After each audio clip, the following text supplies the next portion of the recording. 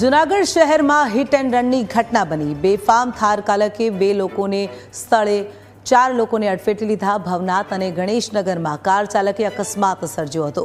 Car ચાલક સિરાજ શેખની પોલીસે ધરપકડ કરી લીધી છે। આરોપી સિરાજ વિરુદ્ધ પોલીસે ફરિયાદ નોંધી છે। પોલીસે આરોપી વિરુદ્ધ કાયદેસરની કાર્યવાહી હાથ ધરી।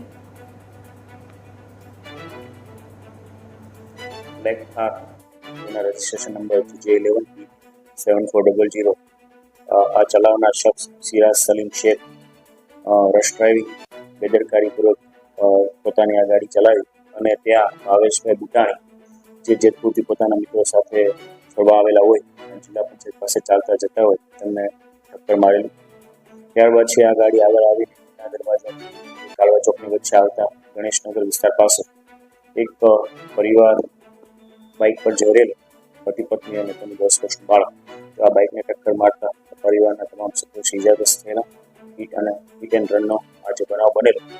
આ આરોપી સિરાજ સલીમ શેખ વિરુદ્ધ ભવનાથ પોલીસ સ્ટેશન તથા એ ડિવિઝન પોલીસ સ્ટેશનમાં એમપી એક્ટ અને બીએનએસની જોગવાઈ મુજબ ગુના દાખલ કરવામાં આવેલા છે। પોલીસ દ્વારા રાત્રે જ આરોપીની ધરપકડ કરવામાં આવી છે।